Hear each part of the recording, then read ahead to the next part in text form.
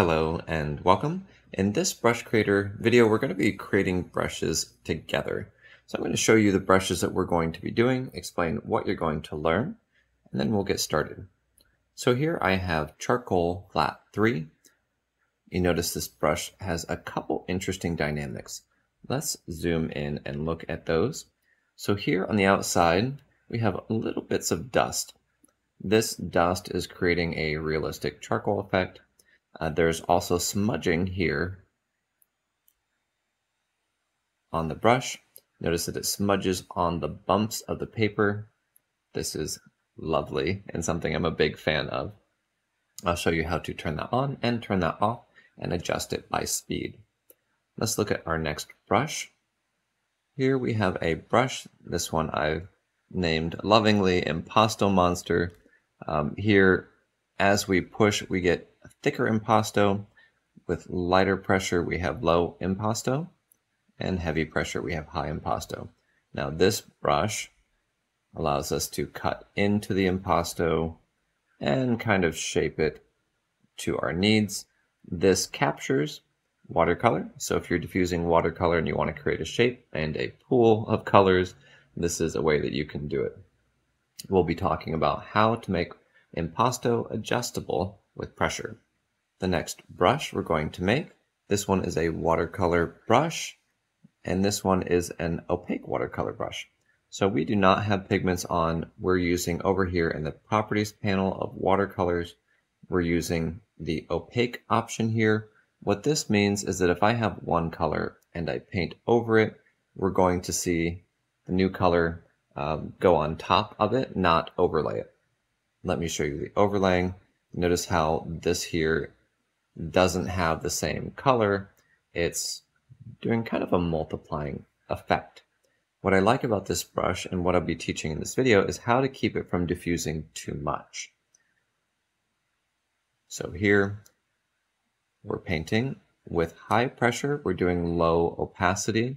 This is reversed and it gives you the ability to create a watercolor effect where it's heavy on the start where there's the most paint, and then heavier on the end when you're lifting up and some paint stays on the canvas from the brush tip as it lifts. This is a nice effect and we want to be able to do this and replicate it. Our next brush is a watercolor brush that does not diffuse too much, and this one has a fake transparent option here. So what that means is that as I paint and I go over, we get a darker and darker color. This does not diffuse too much. It does a really nice job of staying kind of where you're at, giving you those soft, feathery, fuzzy edges. We can add some water over the top to get it to diffuse. The next brush we're going to be looking at is a soft breaking lead pencil. So that means we're going to have a nice pencil that has some occasional darker spots in it, little blips on the outside that look like the lead is just breaking a little and creates a little bit more of an organic feel. And our very last brush that we're going to go over is this one. This one I've created for fun. This is great for diffusion. This one I have called Ancient Technology. It's a really cool brush. This one is perfect for painting over with watercolor if you want to get a really nice diffusion of watercolor over something that has its own texture, impasto, depth. This is how you do it. All right, so let's go ahead and get started. So with this, I'm going to try not to explain all the details on the brush creation, but I'm going to show you which things are most important and how to do the elements that we talked about. So here, charcoal flat, this one is actually in our pencil category right here, charcoal flat. When you're modifying something, I like to take it from wherever it is and copy brush preset to favorite, so I'm not modifying the original one. Here, the two properties that we're going to look at. The first one is our textures. So here, whenever we have a texture that's kind of a grainy brush, what that's going to do is that's going to create some, if it's set to lighten, it's going to remove a little bit of that fullness. So let's turn that off so you can see. Here, these have a little bit more in them. The streaks are a little longer. Here, you can see the streaks are being, just little bits are being removed from it. Let's look at the next background texture. This one is a nice grungy background, and it's cutting out a lot of the paint from here. And these are set to height. These top four are removing of paint. This one is set to lighten. Lighten also is a removing of paint, a lightening of paint. Here inside of stroke, at the very bottom, there's the option for smudge on paper bumps. This one is what makes these, instead of dots, it's making them streaks. So here, you can see the difference. So turning this on will make a significant difference in how that looks. You can adjust here. If you wanted this to be adjusted by speed, we do it like this. We'll remove these nodes. Now as we go slow, we get these dots, and as we speed up, we get these streaked sections. Now this grainy section next to the side of the brush is being created by dual brush here with this disabled. You notice we don't have any of this dust on the side. So we turn this on. This image is not available in your image library. If you want to make a brush that has this property, you can do one of two things. The first one, you can use a grain. Instead of a brush image, you can go here, import texture, navigate to the grains folder. Here, and find one of these grains here to import. That will work. This folder, again, you can find by going to Help, Show Library Folder. When you show the library folder, what you can do is you can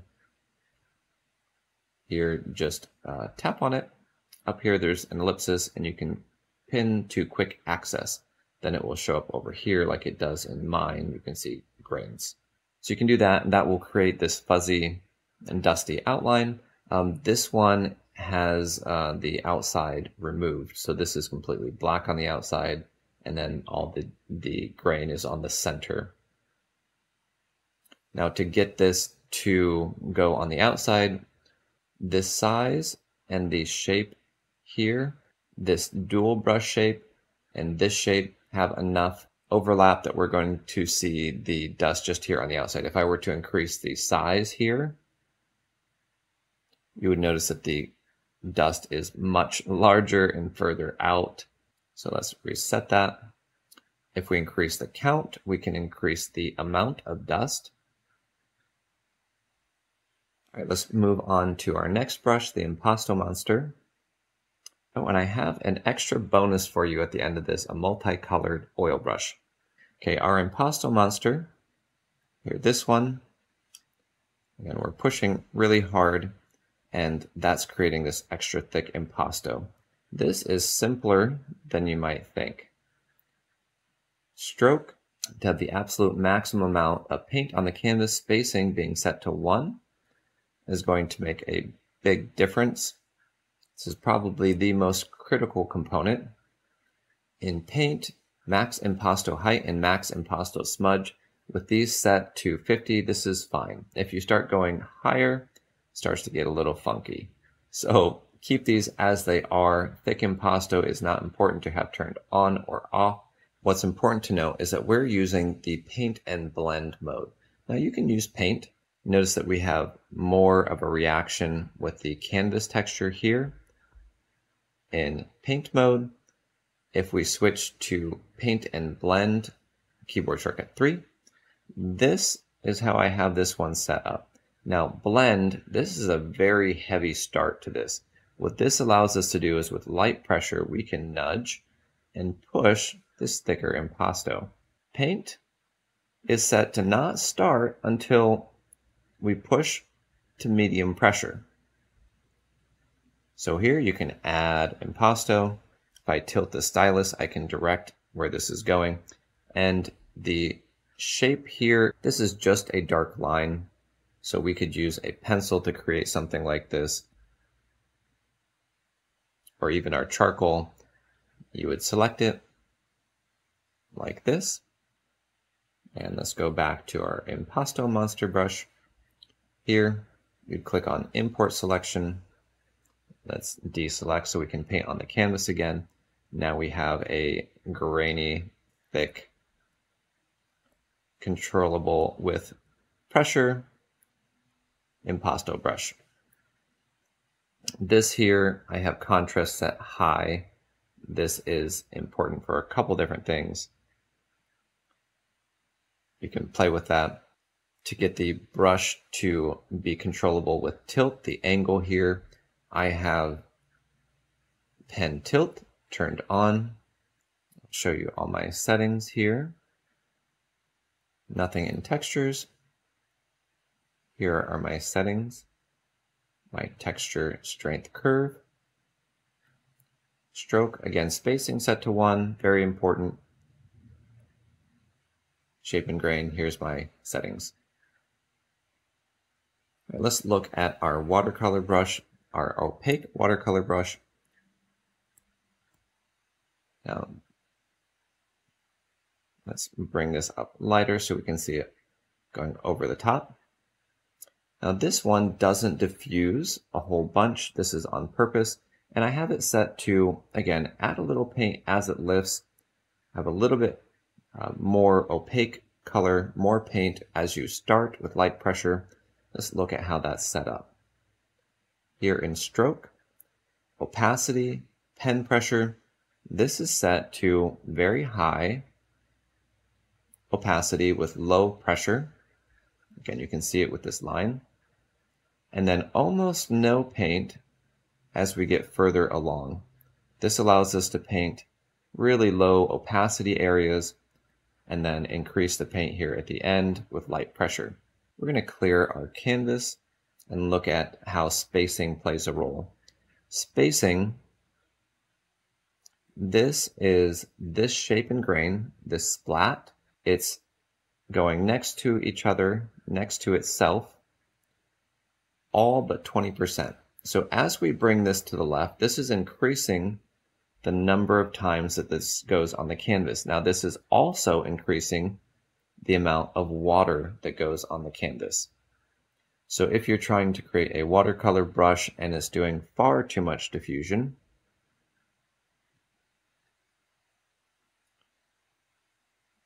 there are usually two culprits. So the first one that you want to look at is your water level. This increases here so you can see how this diffuses.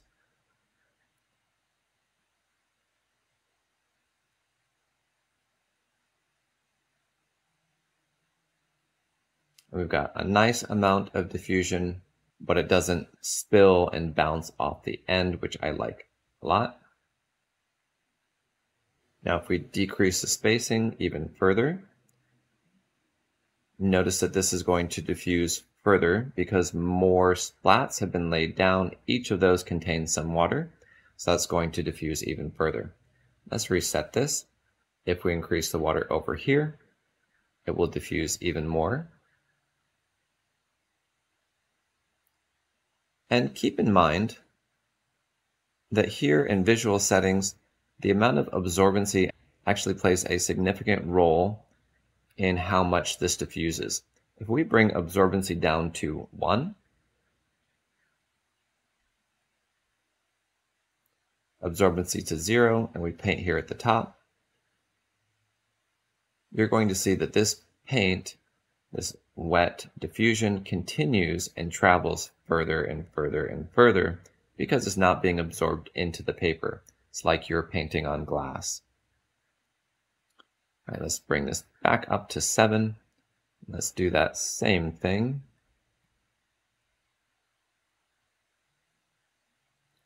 Note the paint is getting absorbed into the canvas, into the paper sooner, so it's not traveling so far. Now, I like in watercolor to be able to do something a little bit different than this. Let's reset this brush and move to our next brush in the list. I like to be able to paint and create some dark sections that are really nice and dark and not have it diffuse through the entire thing. And I don't want it to be too wet that the diffusion changes where I want parts to be dark and where I want them to be light. So we have a fake transparent mode. That mode is being set in the paint area right here. This is set to glaze, and this is set to multiply.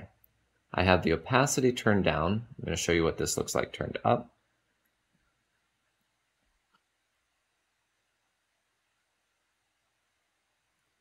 Now when I'm using a brush like this, I'll switch back and forth to the water tool. That allows me to soften these edges here, to push some water around. If I switch to the blow tool, which is keyboard shortcut O, I can push this diffusion around. I can also use tilt to control the direction that the diffusion is happening. And if you press F on the keyboard, this is quick dry. It's right over here on the layers panel, top right corner. This will keep this wet so you can add more paint to it and it'll diffuse like wet on wet. But this will stop the diffusion without drying the layer. This is a really good way to accomplish some of these diffusion patterns. I'll show you my settings on this brush. I'm spacing at 20, so we're not adding quite so much water. And if we bring this down to 1, we can get a nice effect with this kind of gradient and then this feathering coming back in. And I had tilt on and then I turned tilt off to get it to release and come back this way a little bit. Let's look at our soft breaking lead pencil. So here we have what looks like a pretty normal pencil. Let's zoom in a little further. And what you can see is there's little sections of dark in here, little sections of light in here. So there's a little bit more variety than you would find in a traditional pencil over here. For comparison, let's compare it to our HB pencil. You notice this has some nice texture effects, very smooth, not a lot of variance in the color, and doesn't have some of these little organic elements that are in this soft breaking lead pencil. Let's look at the brush creator settings for this. Here I've set the opacity curve to do light pressure in the beginning. We don't want it too light. We're not adjusting the size. We're keeping the size at a medium level. Then over here we have a couple things going on. Texture 1, we have a texture that's going to, this is normal. That means it's going to add paint.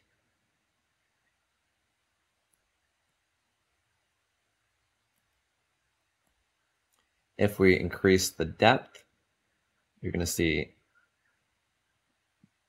darker sections. Let's turn it off. Here, our next one, we have inverse multiply. This is going to create some light sections in the pencil. Notice here, these light sections are from this inverse multiply. This is again removing paint. If we turn this off, you'll notice that this doesn't have those same light sections that you see in the other one. If we increase the depth here, this is going to make more contrast in the light sections between the dark and the light. Now we have a dual brush enabled.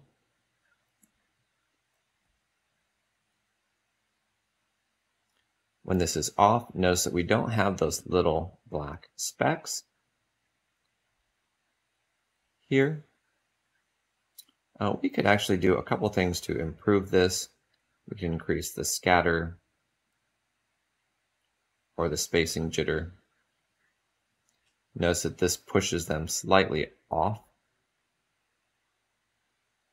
Here in our background texture, now if we turn off shape texture, which is kind of removing some of the outside of the line elements, let's clear our layer.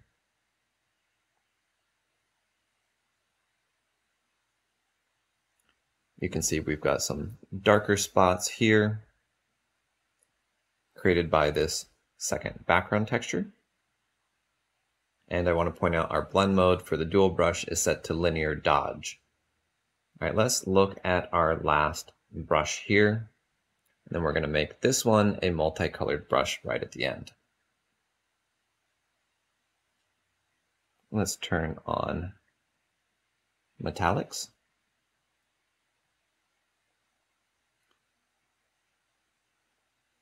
Now this one in shape and grain, we have a shape that's got a little bit of splats around the outside, so we get these little dots here appearing on the outside, a little bit of opacity. So we have a transition from no paint to paint. Here's our texture properties. Our texture properties here on our grain. In this grain image, all this has is some blacks and some whites and some grays, and those different levels are creating different heights of impasto in this paint. I have random start offset. This means that as we start, each time it's going to start in a different spot. This surprisingly works quite well. Random start angle I like as well. Here's my stroke properties, paint properties. This is for number 2, which we're set at right now. Our mix, we've got a little bit of mix in the beginning. And here at the end, I don't think this is making much of a difference in this brush itself. I have this set to follow trajectory, and then to force the rotation mode. That means we want it to stay follow trajectory, even though we have a setting over in preferences set. All right, so now let's look at that multicolored brush I talked about. We're going to do right here, just like this. Now we have over here dirty brush turned on. Now if I go to blend mode 4, tap here, then switch back to paint, you'll notice that I've captured this section and can now paint with this section. If I switch to paint and blend, it'll start to modify the image that we've started with. If we go back to paint, you see we've got that original color palette. This works just with oils. So if you want to do it with something else, you cannot do that at this time. All right, again, what you need is you need dirty brush turned on. You need to switch to blend mode and tap on a colorful section of the screen, and then you can paint with it. All right, you guys, I hope you enjoyed this video, found it very informative. If you have questions, put it in the comment sections. Until next time, stay creative and have a wonderful day. And I'll see you in the next series.